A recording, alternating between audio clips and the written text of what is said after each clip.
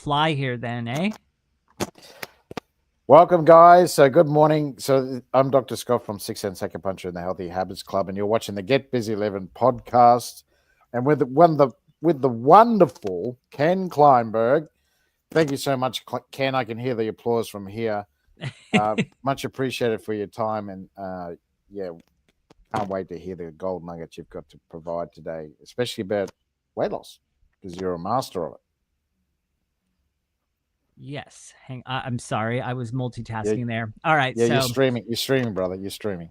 yeah, I tried to get my Facebook one to connect, but it won't. But anyhow, okay. So, what is the first question here? You what pressed the what what live button and I wasn't like ready to go yet. I was like, okay, I'm still setting up some stuff. Okay. But hey, I'll go on the fly. Let's go. This is gonna be a good podcast. I can't wait. So we'll start with the first question. So while you're multitasking, tell us, Cam, what gets you out of bed every morning?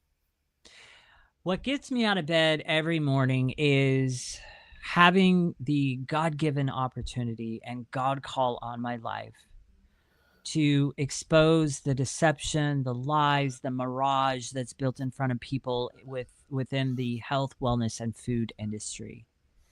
And you know what? It becomes more of a passion the more I go along because there's so many people that I talk to. I'm like, you realize you're just buying into marketing deceptions out there, da da da da, and it's not really healthy food. And I feel like on the front end, before they come into my world, they're like, yeah, yeah, yeah, I know, I know. And then they come into my world and they're like, oh my gosh, I didn't know it went this far. Holy cow. And I'm like, yeah, so you really don't know.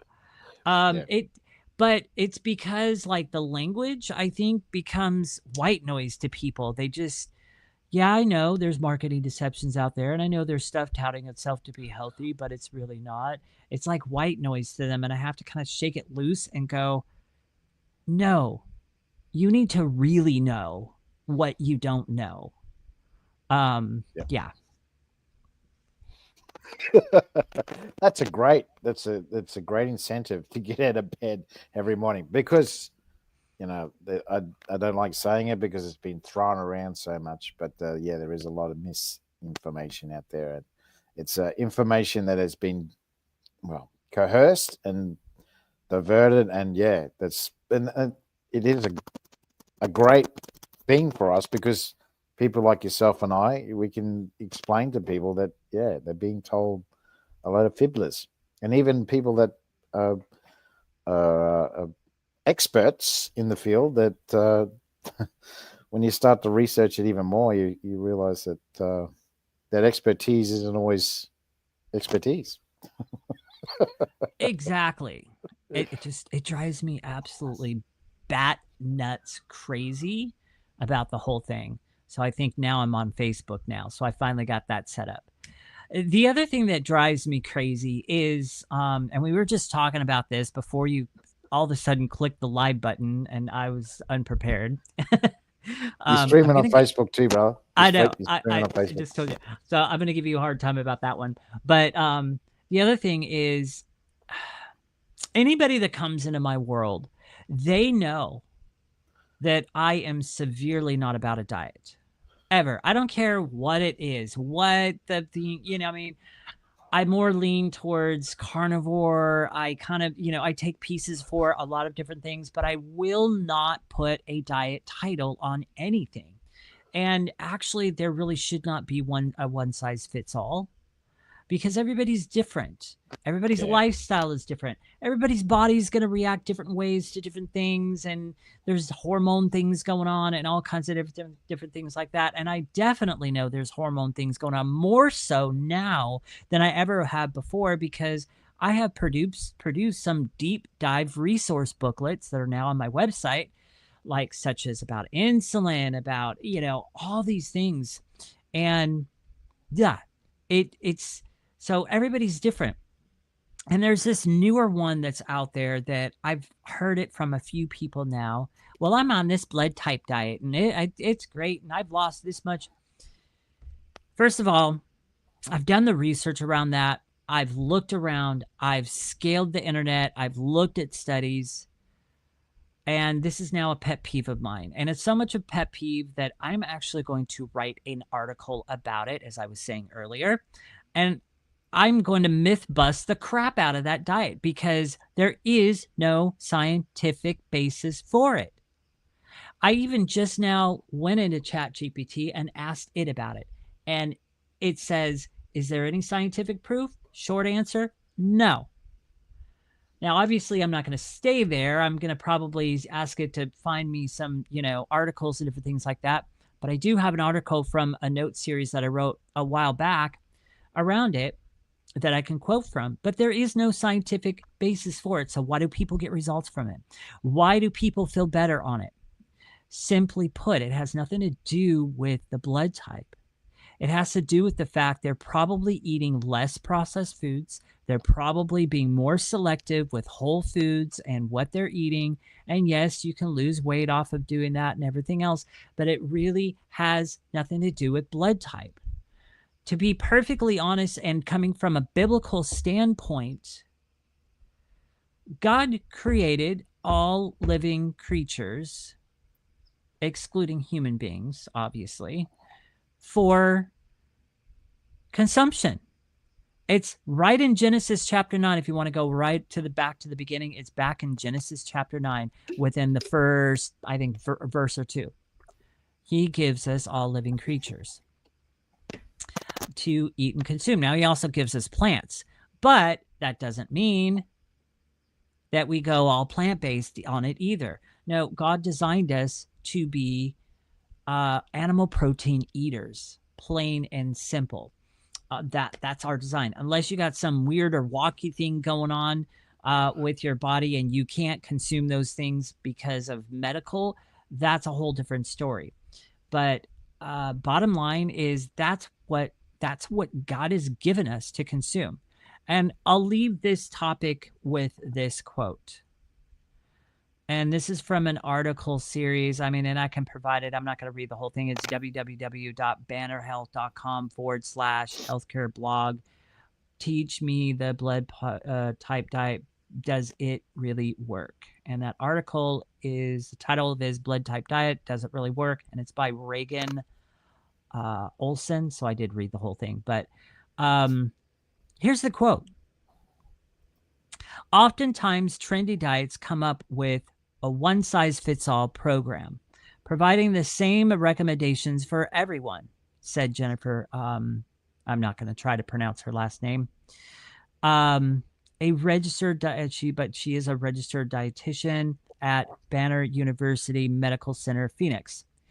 In contrast, the blood type diet offered a different and distinct set of guidelines that appealed to many people, hence its popularity, end quote. Now continuing with the other quote from Reagan. While it's tailored to very specifically to those O, A, B, and AB type blood, and it seems like a no-brainer, is the blood type diet legit? And has it been proven to actually work? Simply put, no. As Jennifer, the quote that I read within the quote up above, as Jennifer stated, the blood type diet is based solely on observations made by the author. Results and claims regarding the diet have not been measured or proven to be successful in a clinical trial or research study. And it hasn't, and so I lost my place, but that's okay. But anyhow, you get the gist of it. And then I go over here to ChatGPT, and I'm going to find what I wanted to find here because it quoted from something, and I want to find it, but now I can't seem to find it.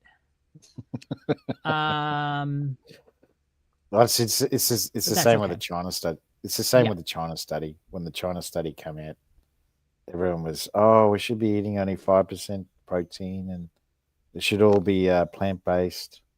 Same deal. Yeah. You're gonna feel better because you're eating whole foods.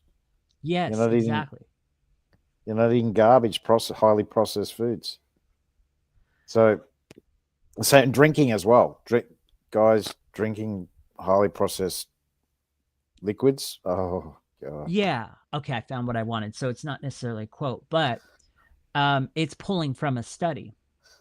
And so it says in large 24 in a large 20 or 2014 study published in the journal Pulse 1, which I've never heard of. It's PLOS 1.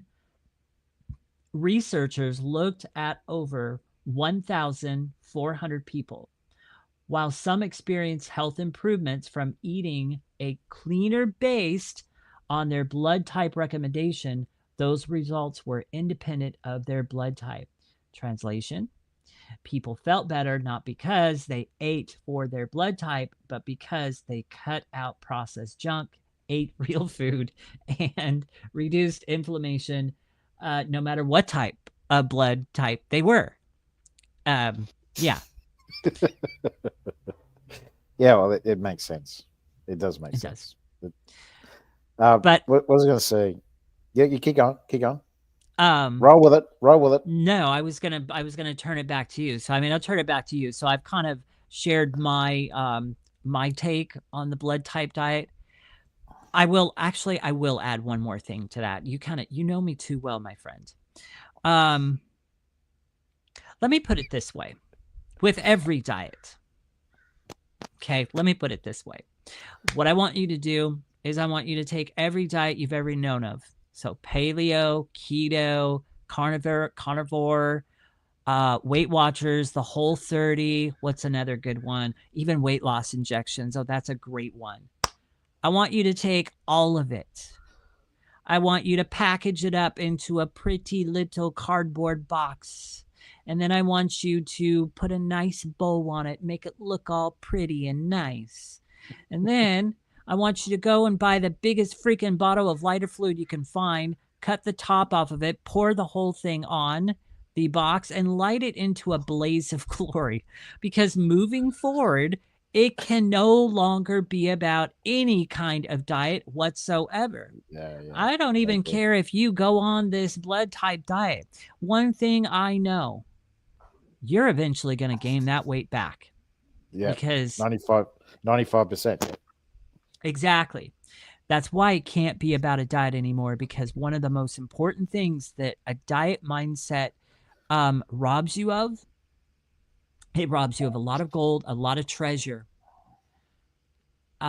just all the riches of the journey, the actual journey of weight loss.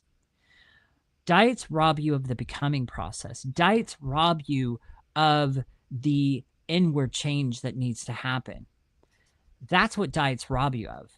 Anybody that goes out to lose 20, 30, 40, 50 pounds, it always gets me so worked up. If you're going to do all of that work to lose the weight, why not do it in a sustainable way and in a way that produces permanent and lifelong results? That's what I'll say about all that. So, anyhow, back to you, my friend.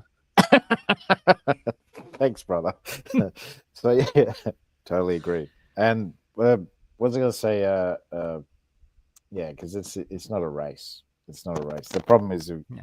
we've turned weight loss into a race, and the problem is, um, especially as you get older, you want that glory back when you're 19, 20, and you want that body that looks the same, and it takes time. You can't do it too quickly because, yeah, it, old habits come back. That's the problem. So it's all about habits. Yeah, you agree with that? 100%. And, I was just writing, kind of extending a part of my boot camp series. So I have a level 2. And so I was writing in there earlier today. And one of the things that I was writing is okay, so now moving forward, and this is when you're in my world. So now moving forward, you're playing on an entirely different ball field. It's no longer with the new changes and habits you're adapting into your life. It's no longer thinking about okay, I can do this for the next 3 or 4 months. This is great. This is fine, even 6 months. Um, we're no longer thinking that way. That's more towards the lines of the diet mindset. Now, the ball game we're playing on and the field that we're playing from is every change in habit that you're adapting into your life must be sustainable for the next year or two. So you get to now ask yourself the question, am I okay with sustaining these new changes and habits for the next year or two? That changes the entire playing field because now you really do have to think about sustainability, which is what it's about. It's about sustainability, small changes, one step at a time, one habit at a time, taking it at a sustainable level instead of, like you said, Scott, racing to the finish line. It's about sustainability. Your new playing field is a year or two. Not that it's going to take a year or two for those new habits and changes to sink in and become part of who you are. That's just the way you need to be thinking. That's the framework you need to be using as you're making changes and adjustments in your weight loss journey. Very, very cool. So, um, like you've said this before, but you obviously were overweight at some stage in your life. Mm-hmm. So tell us about that. What is it? Just bad habits that caused all that? It's just, how I ended up there. Yeah, it was just a lot of things. It was the way I was eating, the way I was eating out, food choices I was doing. Plus, I was doing a lot of drinking back then. Um, it was a number of things. It wasn't just one thing. It was just a number of things. Just bad choices and, just not really thinking about what's in my food, how it's being made, or anything like that. Back then, I just really didn't pay too much attention to that kind of stuff. Didn't read ingredients. I didn't read labels. But anyhow, 13, 14 years ago, yeah, I ended up at the heaviest weight of my life. I'm 5 foot. I'm a short dude, and I was weighing in at 188.5 pounds, and that was a lot of weight for me. And I was popping buttons off of things. I could barely bend down to tie my shoes because my belly was so big. Um, I every time I went to a conference or something like that where I had to dress up for, I always had to wear my pants unbuttoned and work to have the belt hide that. And then I was always checking and fiddling with the belt to make sure it just was still, hiding it. I was very self-conscious, very insecure. And honestly, what brought me to the precipice is I ended up with high blood pressure, and then I started getting pains on my left side next to my heart. And I knew exactly what that was pointing to. If I didn't change something, somewhere down the road, I was going to end up with either a heart attack or a stroke. So I knew that I needed to change something. But I have also been down that road before too. I had been on different fads and plans and different things like that to lose some weight here and there. And I was successful with that, but I always gained it back. This time, at this particular point in my life, I was at a place where I actually was enjoying my lifestyle. I enjoyed my schedule. I had everything the way I wanted it. And so I didn't want to upturn that. I didn't want to bother that. So the idea of going on some kind of list or plan or restrictive or talking to somebody about it for accountability, all that, I didn't want anything to do with any of it. I literally wanted to lose the weight my way, and I wanted to have my cake and eat it too. Maybe not necessarily literally, but you get what I'm saying. I wanted to Yeah, have yeah. my cake and eat it too. I wanted to keep my lifestyle. I wanted to keep my schedule, and I still wanted to enjoy food and my life. So that's how I started my journey. I started my journey by basically saying, I'm going to lose this weight and I'm going to do it my way. I'm not going to follow any plan or anything like that. I didn't even talk to anybody about it. Nobody knew I was on a weight loss journey. No one. So that's how I started down that path. And I was a part of a wellness company back then. And they had this app that was a 12-week app that introduced one small change per week over 12 weeks. And I thought to myself, I'm like, well, you know what? All right, so that's not a diet. one small change per week, I can wrap my head around that. So I started there. That's how I started my journey. When the 12 weeks was done, I might have lost like 2 or 3 pounds. But then there's a more powerful thing that happened, which I didn't realize until hindsight, way years later, on what had happened. But after the 12 weeks was done, I literally had established a new pattern in my life. Small changes, small steps, one step at a time, one change at a time. So I kind of continued in my journey that way and keeping it sustainable. Lo and behold, 5.5 years later, I dropped 62.5 pounds. I've been able to keep that weight off for 7+ years now, all without a diet and having that be sustainable. But the question now remains is how in the world did you do that? How have you kept the weight off? How did I become the 5%? How did I get out of the 95%? Well, the answer is not a pill, not a magic pill. The No answer is surgery. huh? No surgery. No No, surgery. no surgery. Because a Not lot of one. people, that's what a lot of people are going for. Yeah, I know. Yeah, I've ran into a few of them as I've done some side interviews. You know what? And honestly, one thing I'll say about that is it breaks my heart. It breaks my heart that's when one too. people are brought to that level of extreme because no one was there to guide them through the truth. No one was there to show them the mirage that's been built in front of them. No one was there to tell them that they're not broken, that it's a system that's stacked against them. And so it breaks my heart. But yeah, no, it wasn't about the surgery or a weight loss injection. Here's what it is. Every change and every habit that I adapted in my journey literally had enough time to sink in and become part of who I was internally, psychologically, and it became automatic. So when I finally reached my weight goal, it was easy for me to stay there because I had that inward change. I came out on the other end and I just thought differently around food. I was paying attention to ingredients. I was eating better. Uh, a whole array of things had changed, not just in my life, but part of who I am. And so I came out the other end and I was able to sustainably stay there without even really thinking about it because of that change. That's the secret. That's exactly what diets rob you of, is that internal change. Yeah, yeah, exactly, exactly right. And like you said, it was the same for me.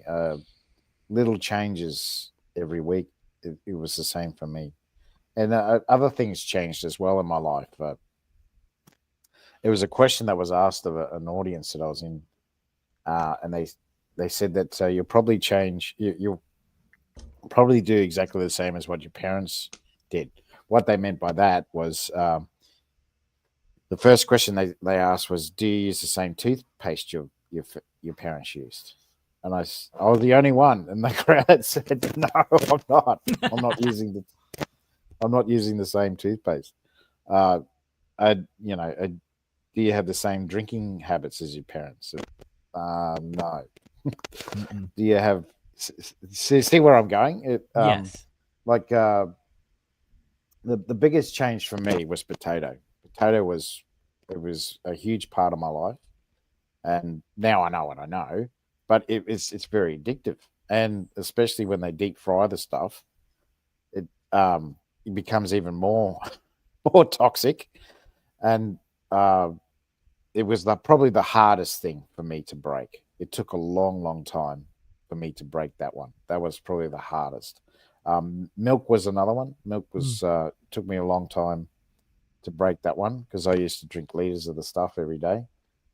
Um, Luckily, I wasn't having the breakers. I got a lot of friends who, at the time, were drinking a lot of what are they iced Mm. coffee drinks, but they're like 45% carbohydrates in it. So because they I add it like full of iced sugar. coffee, but I like my iced coffee black. But it's pretty rare if I'll have an iced coffee. I'm more hot coffee person.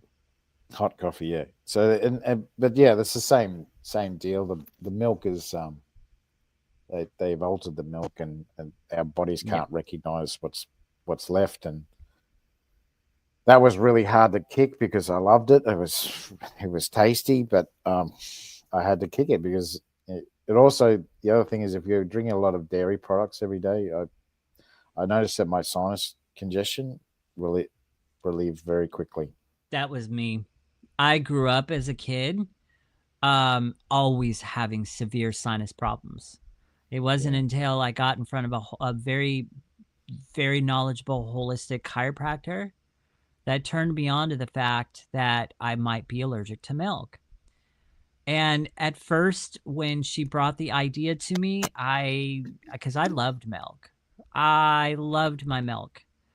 Um, I didn't buy into it at first. I mean, I sensed that she probably was onto something, but I was like, I didn't want to get rid of it. And then I kept suffering with it and suffering, and then I started paying attention. The night before, when I would drink a glass of milk with my dinner, the next morning I'd wake up, I'd have a sinus headache on one side of my head. And yeah, so eventually I kind of started pulling away from that. She did some tests on me, and sure enough, yes, I was allergic to milk. But I also made some other discoveries during that process because, unbeknownst to me, so I didn't have all the knowledge that I have now around soy and all this other stuff. But so I switched to yeah, soy milk. Well, soy milk actually did the same thing. Um, yeah. then I, Because you think yeah, it's good for you. You think it's good for you because it doesn't have dairy in it. But yeah, no, yeah, they um, process the hell out of the soy. yeah. Now, for the most part, I stay away from all things soy. I think the only compromise that I do, which I don't do it that often, is with sushi, soy sauce with sushi. That's my compromise. Yeah, yeah, But yeah. yeah, no. So I tried the soy thing. I think I tried raw milk, and I don't know. I couldn't do it with raw milk. I was like, I don't know about this because it was like extremely fatty, and it's like I was like, no. So I ended up going almond milk for a while there, and then I kicked almond milk. Almond milk didn't affect me at all, but yeah. So growing up, I used to have sinus problems all the time. Sometimes very severe sinus problems where I'm like curled up in the fetal position on the floor because my head just hurts so much. Yeah, so I went to the only thing I drink now is coconut milk. That's the only one I have. That's the only thing I have that's processed when it comes Yeah. to fluids.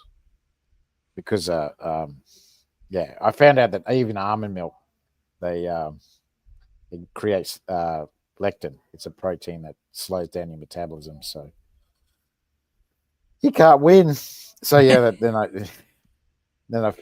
found out, yeah, coconut milk is far better. But Yeah. yeah, you're right. There's a lot of people who've come to me, um, and they're drinking liters of soy milk, and I'm like, oh, because and your cult, they use the cult. I don't know what they call it over there. It's it's like the sour milk. Um, it's supposed to be good for Sour regulation of, milk?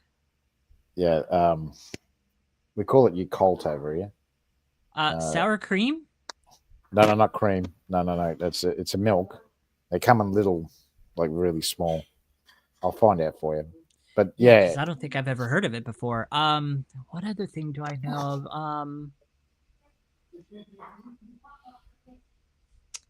Oh yeah, see, there is Bulgarian yogurt. I know is one thing that we'll do that my mom and I get every once in a while when there's something wonky going on with digestive stuff. We'll get Bulgarian yogurt. It's a prebiotic yogurt. It's a little bit on the sour side, but it fixes you right up. yeah. It's supposed to be a probiotic. Yeah, It's got so it's probably skim milk. something similar to that. It's got glucose, fructose syrup, sucrose, natural flavors, uh, citrus, so yeah, live lactose bacillia, Interesting. KSI, yeah. So Shirota bacteria. So it's supposed to be good for gut health and for hormone balancing in What women. were the ingredients you just read off to me? So it was so it's water, skim milk, glucose, fructose syrup, sucrose, which is sugar. Sucrose. Yeah, it's artificial sugar. Natural flavors, citrus. It says live lactic case bacteria. Okay, not too bad. So the Case I. citrus is just citrus. It's not citrus acid. No, just citrus. Okay, yeah. So not too bad. The only red flag I would say is the sucralose. Um, that is a Yeah, very bad sweetener. yeah, that's right. Yeah, it's got fructose in it, so they put natural sugars in it.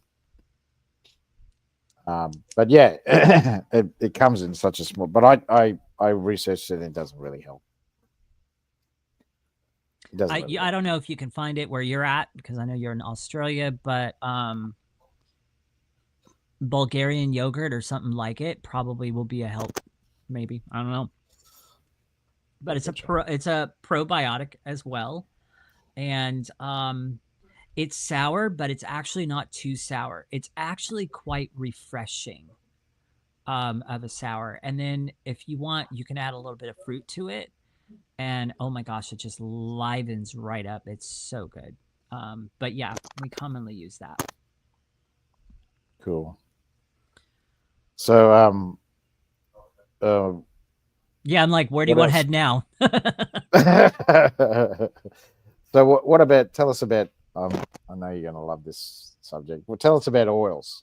Tell us about what oils we should be using.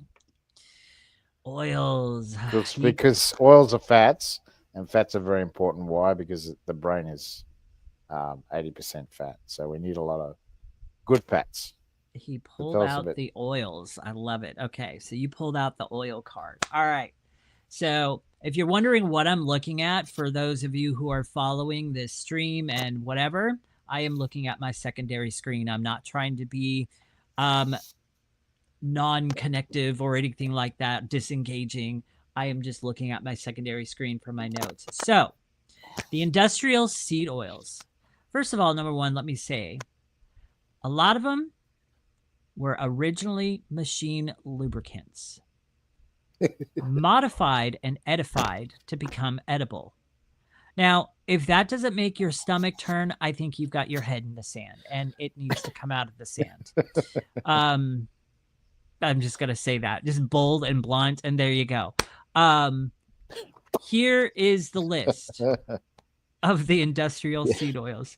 See, I think Scott, I think he gets entertained at how bold and just blah I am with this kind of stuff. Pull your heads out. Pull your heads out. But yeah, you're Ah, right. You're exactly right. You're exactly right. and I don't apologize either. However, I am unapologetically faith based, so there you go. Okay, so anyhow, back on.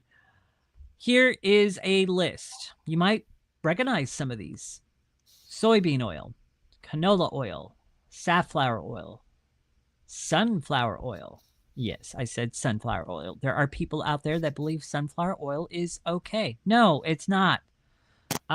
Vegetable oil. I love that vegetable oil. The industry puts that in an ingredient list and it sounds healthier. And some people are still buying into the fact that that's healthier. Vegetable oil, let's use that. No, it's a blanket statement and it means one or more of the industrial seed oils. That's all it means: hydrogenated oil, corn oil, cottonseed oil, refined palm oil, Yeah. grapeseed oil with a G, rapeseed oil with an R, rice bran oil. That is your list. Now, in regards to, because I don't have this on my graph over here, but in regards to sesame oil, that is a medium. It's in between the good and bad oils. In other words, use it with caution. Try not to cook with it, but if you're using it like in a salad Yeah, dressing or something like that, okay, we're good. All right. So, now what are the because good oil? What? Go ahead. because heat alters the oil. Yeah, Yeah, it does. that's why he said don't cook with it. Just put it in a salad. Just put it in the salad. That's it's Yeah, great. All these other oils, no, no, no. Create a non-negotiable list. That's what needs to happen here. yeah, These are just for example, Trader Joe's has a corn taco shell brand or something like that for their taco shells, right? It's got 3 ingredients in it.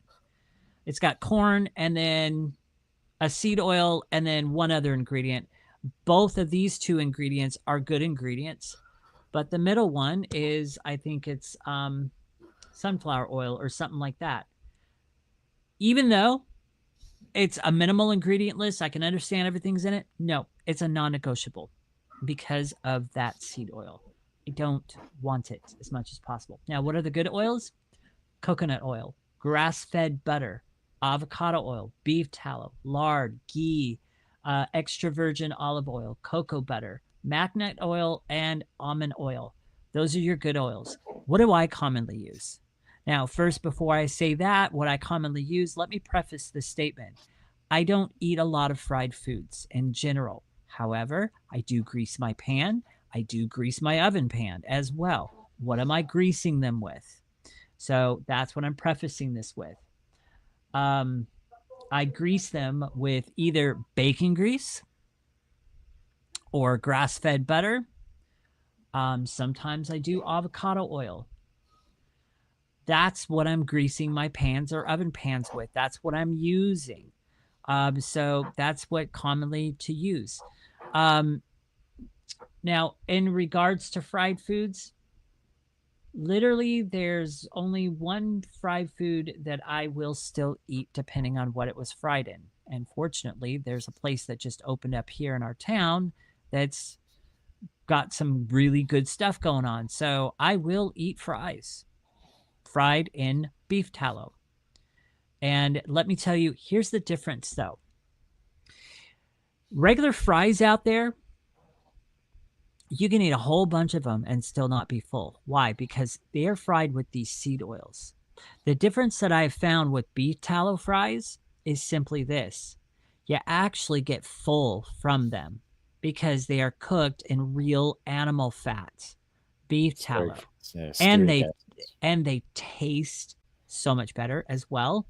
Yeah, So anyhow, just a little plug for this place. It's called Farm to Smash. They actually ground their own beef there, so the beef is never frozen. Their buns are locally sourced.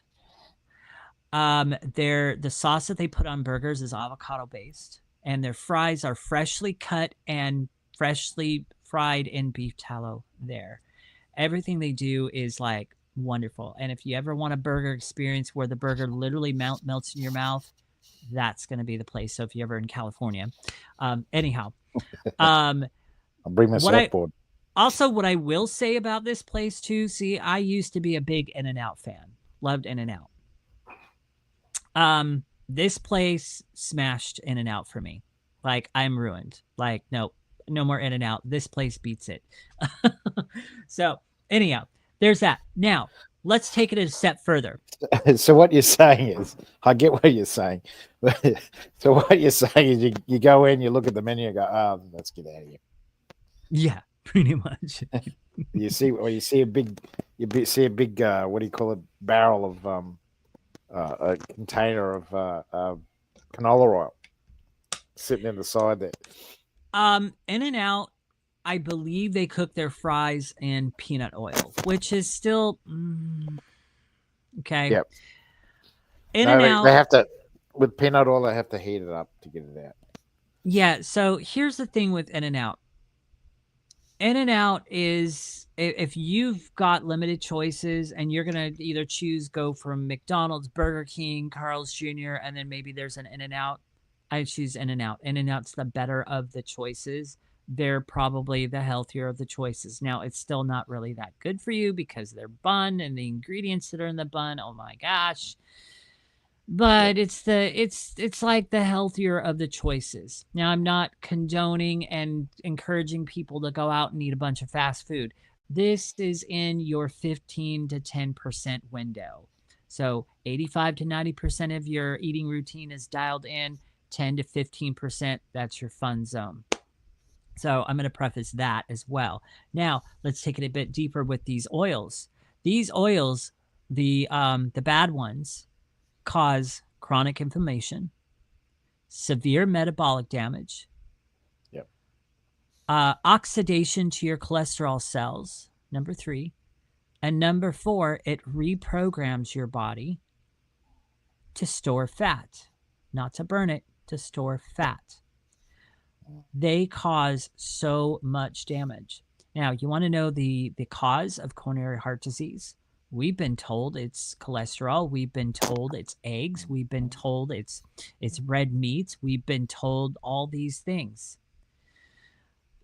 The cause of one of the major causes of coronary heart disease is these industrial seed oils. Actually, Mm-hmm. Mm-hmm. 18 million people die every year from coronary heart disease. Now, you want to call a pandemic a real one? That's it. That's what we should do, is call a pandemic on heart disease. 18 million people, and people want to scoff and fear and produce all this fear porn around the whole COVID thing. Well, F COVID, all right? The pandemic needs to be 18 million people a year from coronary heart disease, and the major cause of it, one of the major causes of it, is these oils, the processed foods, ultra processed foods, boxed, packaged, pre-made foods. That's the cause of it. Yeah, It's not it is. meats. It's not good old saturated fats from animal proteins. It's Mm-hmm. not that. Yeah, yeah, lard. We don't hear about lard much anymore. Um, and beef tallow. We don't hear about it much anymore. So lard, lard is basically pork tallow. So we don't hear about it much because they don't buy it. The restaurants just don't buy it because they buy the seeded oils because it's like a 1/4 of the price. They Yeah, just can't afford to buy it. They have to run a business. So, and it's like you true. said, so they're forced into buying the cheaper highly processed oil. And the problem is, like you said, it's linked to heart disease, but also cancer. So yeah, Mm. Not just heart fantastic. disease, not just cancer, so many other So many other health problems. issues. Yeah, Yeah. exactly. What do you call it? Reproductive issues as well. That it's causing so many problems. Okay, so thanks for that. Yeah, you opened up the fire hose with that one. That Now, took a good I 10 minutes. yeah. Now I will add one more thing to this. So I'm going to share this other part. So this is a quote from an article that I wrote on the industrial seed oils. You can actually find it on my website, www.masteryweightloss.com. Go to the blog section. You'll find this article there. But here's the quote. So I'm quoting from this because I want to give people an idea of how many places these seed oils lurk. And then we're going to get off this topic so we can move on, because I know you might have a couple other questions. Yeah, for All sure. right, here's a quote. Now, again, I'm looking at my screen. I'm not trying to be disengaging. I'm looking at my secondary screen over here, reading from the quote. I have found seed oils in all of the following. Now, this is a quote from my article. Many boxed items, protein bars, protein powders, believe it or not, packaged items, all kinds of bags of chips, crackers, cake mixes, brownie mixes, batter mixes, cookies, Soaps, or not soaps, soups. Soups, Yep. the pre-made soups, not all of them, Yep. but there is a lot of them. So again, this is a phrase that a lot of people that work with me get used to using. Turn the freaking thing over. Look at your ingredients. Yep. Sauces, mayonnaise, frozen dinners, frozen pizzas, regular pizzas for that matter. Just Yep. make your own. It's not hard. Dried spice blends. Now I got a little bit of a story behind this. I make my own beef jerky. I make my homemade beef jerky, and I like to mix it up. So I was at Costco this one time, and I was at the on the spice aisle where they've got all the different spices and stuff like that. I was looking through the spices. I picked up this spice blend from Kinder's that actually looked fairly decent. It looked like, oh, this would be kind of cool to use. So I turned it over to check out. I mean, I wasn't looking for bad ingredients. I was checking out what kind of spices are in it because I was curious on what kind of flavors it was going to create. At midway down the list, and imagine my surprise when I find sunflower oil midway through the list. Yep. So, yes, Put it back. yeah, exactly. That's exactly what I did. Some dried spice blends, not all of them, but some dried spice blends. That's why it's important, again, to what? Turn the freaking thing over. Yeah. Supplement capsules is another one. Believe it or not. So, another lovely Costco story. Kirkland brand, CoQ10. I was buying that as a supplement. And I bought the Kirkland brand because I was trying to save a few bucks. It was at a great price. It was on sale. Get it home. I was halfway through the bottle a couple months later. And I just happened to one day turn it over because I was just curious. I was just kind of like bored, and I was like, Imagine my surprise when I find out the capsules themselves are made from sunflower oil. Can't win. Can't win. Can't win, right? Okay, so some jerky packages, that's another big one. So-called nutrition bars. Okay, almost all of those nutrition bars that you're getting out there, I don't care how clean it says on the packaging. Yeah. Please check your ingredients most of the time. You've got seed oils lurking in there as well as other harmful ingredients. Where was I? Here we go. 95% of all bottled salad dressings. If you've got a bottled salad dressing from the grocery store in your house, I can almost guarantee you it's made from seed oils. Almost guaranteed. It is very rare to find a dressing out there that's not, unless you homemade your own. And if you want 4 really powerful recipes for homemade salad dressings, I do have that as a resource document on my resource library on my website as well. All right, on with the list. I'm almost done here.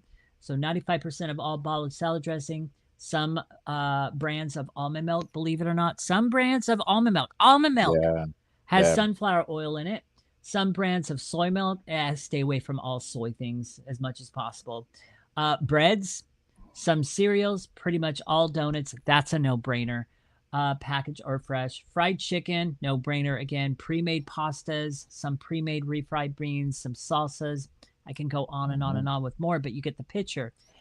Now, let's not forget most restaurants, as you said, Scott, will use the industrial seed oils. And this includes when you're ordering a protein. So if you are getting a burger or if you're getting a steak, you need to be asking what they're cooking those in, because a lot of times they will grease the grill with a seed oil. And so what I've learned to do is I've learned to say, I'm allergic to seed oils. I want you to cook my burger or steak in butter. Yeah, or tallow or something. Anyhow, end quote. So that's I'll end there with that. So back to you, my friend. They probably just say, "Oh, I can't do it. Sorry, I don't have anything else." That's all. Well, here's the thing. I'll give you 3 things. See, when people come into my world and they come through my boot camp, especially my level 1 boot camp, which is my flagship that I call it, because it gives you a very solid foundation to move forward on.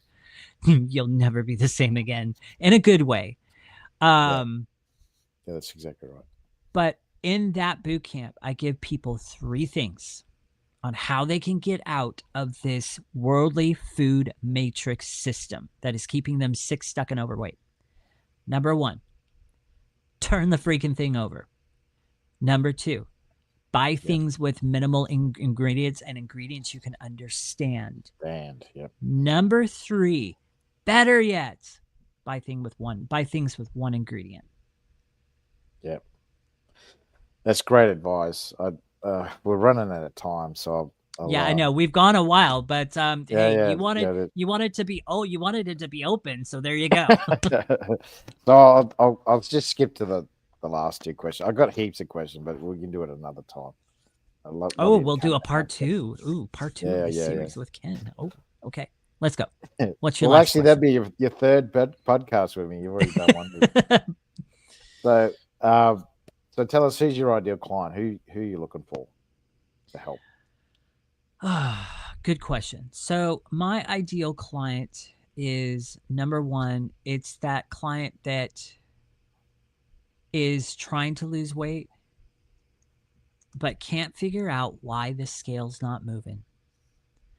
They're trying, they're doing all the best things, they're doing all the things, they're, out there in the grocery store trying to do the healthy food thing and stuff like that, and it's not working. The scale's not moving in the background. They're feeling bloated. They still have problems with sugar. They're having problems with their energy, hunger issues, emotional eating, all of that. All of that, there's a lot, especially with emotional eating, there's a lot of people out there that are beating themselves up over the emotional eating issue. And as I said before in the beginning, you don't know that you're not broken and it's not necessarily your fault. It's a system that's stacked and built against you.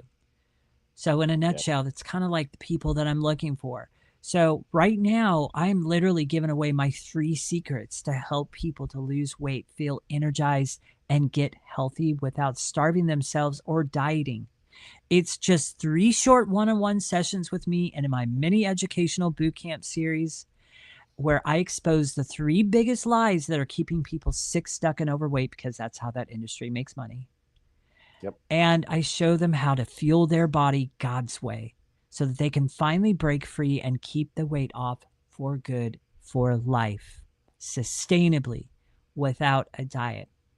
So that's who I look for.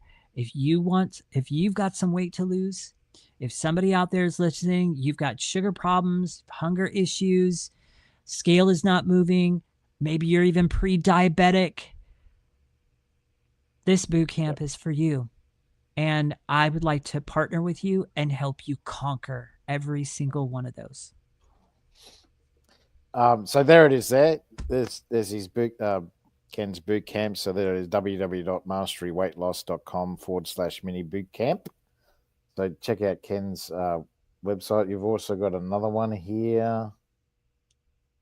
There it is.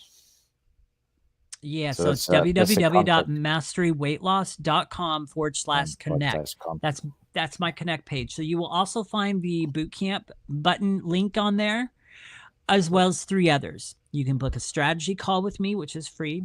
You connect with me on Facebook, and you can subscribe to my YouTube channel. So that's what's on that page. Very, very cool. So I'll ask you the last question because you've sort of already given us some pretty big nuggets already. But tell us, what ideas or information would you give to provide lifelong longevity? Well, I've already In, said the in short, 3. in short, Yeah, I've already said the 3, so I will add this addition. Moving forward, you guys, please hear my heart on this. Moving forward, it cannot be about a diet anymore. yeah, It cannot be about the blood type diet, none of them. And please, if you're thinking about doing a weight loss surgery, before you do it, please come into my world. Let me help you. Let me show you that there's another way. Let me show you that you're not broken.